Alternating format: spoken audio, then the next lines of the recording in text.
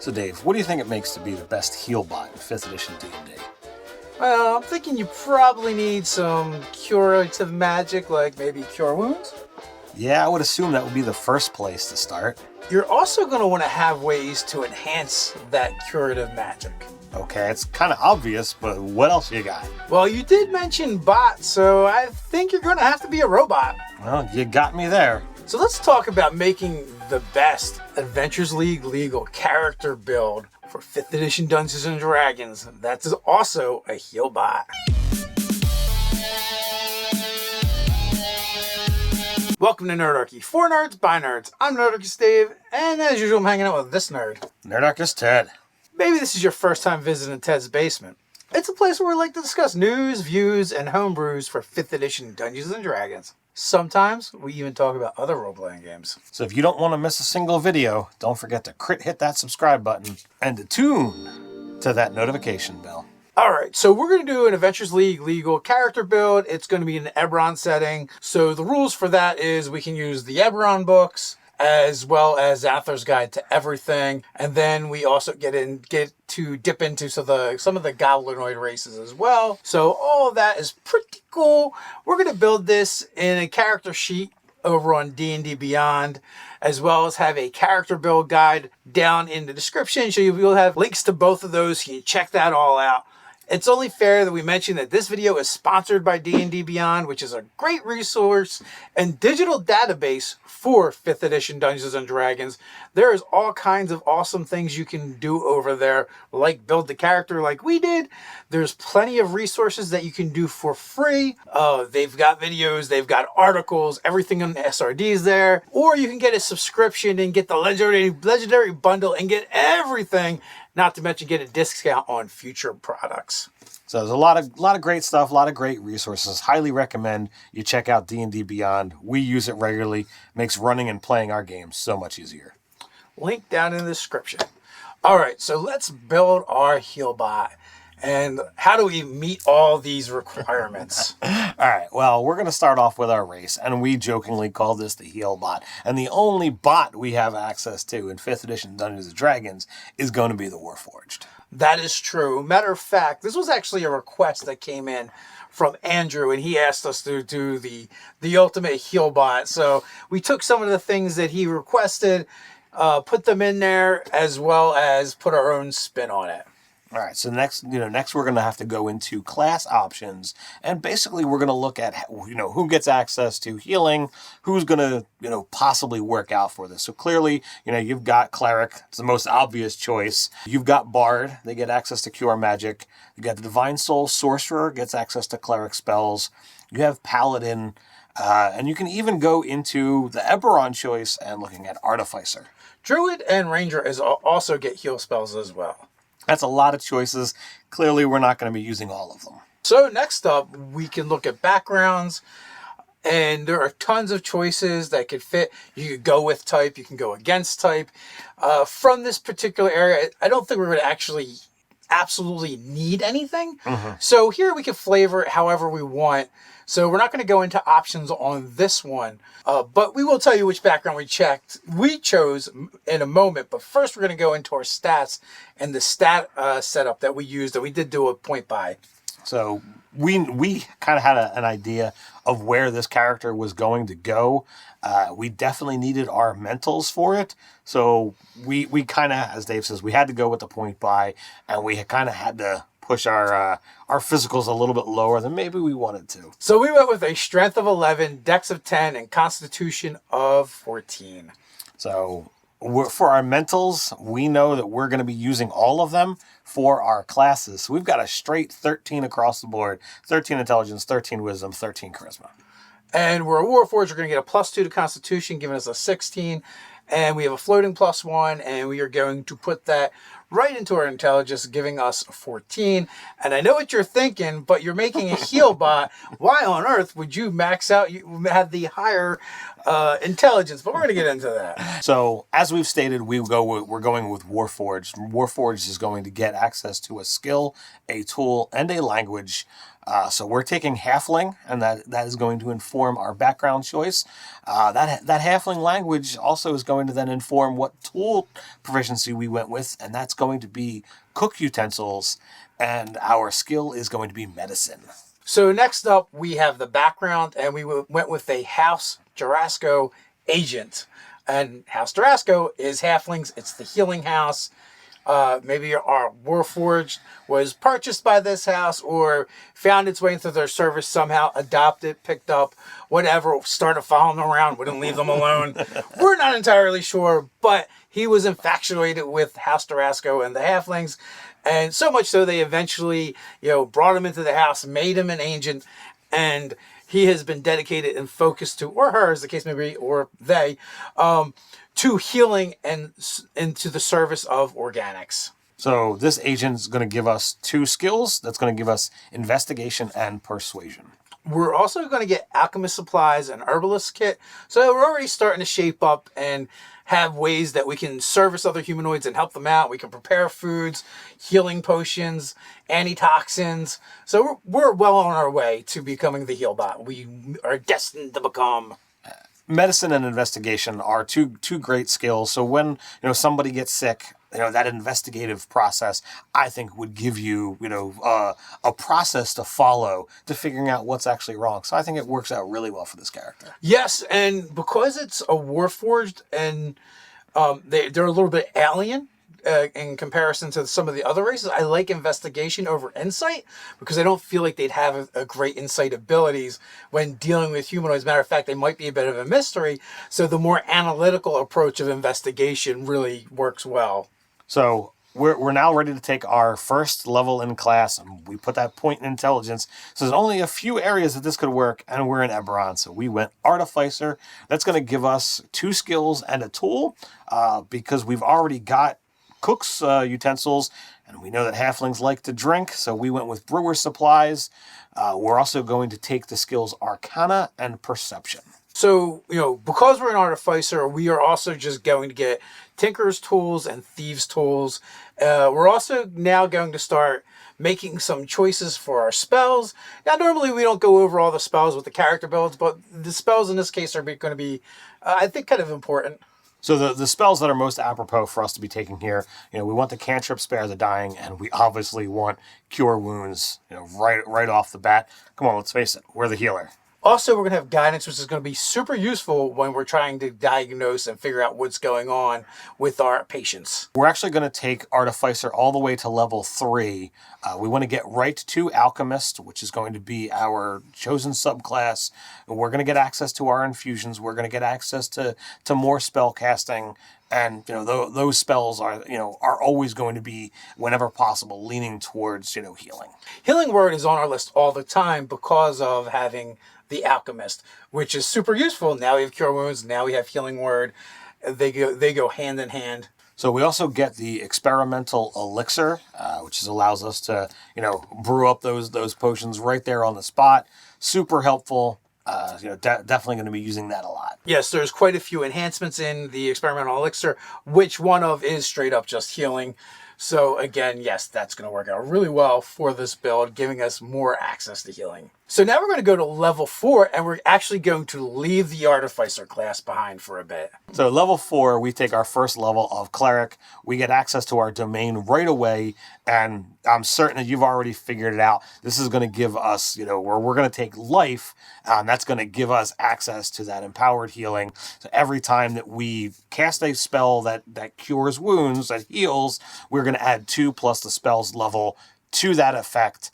That's a minimum of +3 to that cure wounds. Super helpful for this build, and we didn't make you wait too long to get it. Absolutely. And now we're going to always have cure wounds on our list, so we can swap out if we wanted to. Now here's the part that gets a little sticky, because depending on where that spell comes from will determine which bonus you use. So you may want to choose to not swap out and keep it on your artificer list if that's where your higher modifier is. But either of them work, and later on it might not matter as much. So from here, we're gonna go back to Artificer for a level just to get that stat bump. We're focusing on getting that higher level intelligence. So we're going to bump that up. That's now going to take our intelligence to a 16. We're also going to take the Sanctuary spell, which could be super useful if we want our healbot to be ignored on the battlefield while they're buffing their allies, as well as administer healing to their allies too.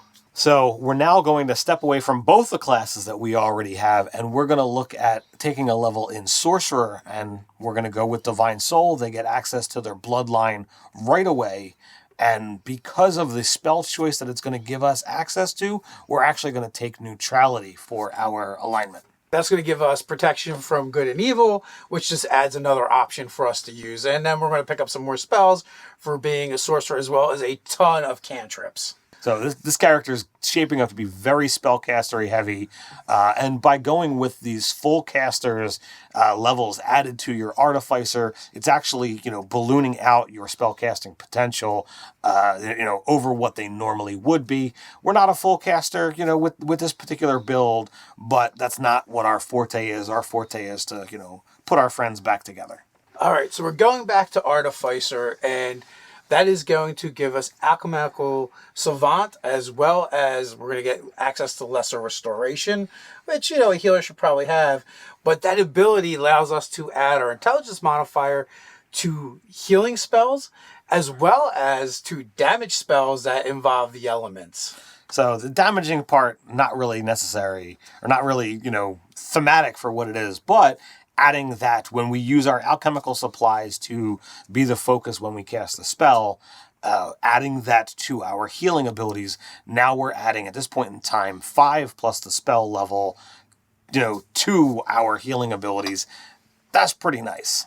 We're now going to take 2 levels of Sorcerer, capping that off. This is going to give us Font of Magic and metamagic abilities. For this, there's a little bit of a discussion to be had depending upon what your choice is in the long run for the number of sorcerer levels. So we took Quicken and Distant, but if you're going to plan on taking more levels of sorcerer, I would swap out Quicken and put in Twin so you can double up your healing. So play it as you will. There's also, if you decide to take a homunculus, then Distant becomes less useful as well, because the homunculus can deliver your touch spells for you. So these are considerations, but you're basically just going to go with the metamagic that is going to best serve you. All right, so now from here on out, the build gets pretty simple. The next 11 levels, you just go Artificer. Yeah, there's a lot of great things that you're going to be able to grab from Artificer. Their free castings of their spells wind up making this particular build, I think, pretty darn strong when it comes to healing. Our stat bumps, we're not taking any feats. We're going to dump those in intelligence until we get to 20. Our final stat bump, which is going to be at 20th level, we're going to put a +1 into wisdom and a +1 into charisma, rounding those low numbers off to a 14. Still pretty impressive, helpful overall with all the different skills and abilities that we have. One of your abilities as an alchemist, as an artificer, is to create a spell storing item. Basically, you can put any first or second level spell in there, and you can use that twice your intelligence modifier. So when we max out our intelligence modifier, that's 10 times a day. That's 10 castings. This character is going to get a lot of castings. We're even going to get access to some really powerful magics that a half caster normally wouldn't. As an artificer, once a day, we're going to be able to access the heal spell or greater restoration. So we're not even missing out on that aspect. The amount of healing and the bonuses that get added to the healing, we think overall makes this healbot pretty darn amazing. And the fact that you are a warforged, the biological components seem a little alien and bizarre to you, and maybe you're used to things being in a perfect order and you want to restore it to that normal thing. That neutrality bent that you have for your divine soul kind of sees you as, everything needs to have its status quo in that middle, and maybe that's where you try to make things. So at 14th level, we're going to get access to some more infusions, and character gets infusions throughout. The really awesome choices are great. But here, that's where we're going to get access to the periaptive wound closure for this particular character.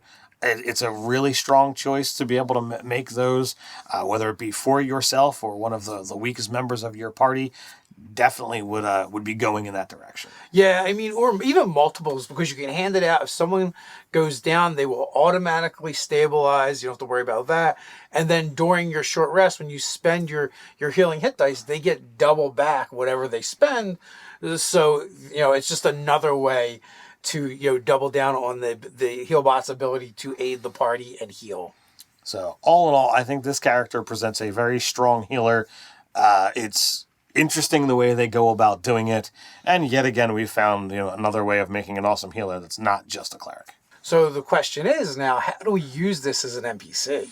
So this could be a NPC for hire. Maybe you have done a favor for House Durasco, and they allow you to bring this character along on missions, and their sole job is to just keep the party alive. This will be a great stand-in if the party doesn't have access to a cleric. If you're interested in having that NPC, tag along that's not gonna steal the party's thunder and bring down the boss.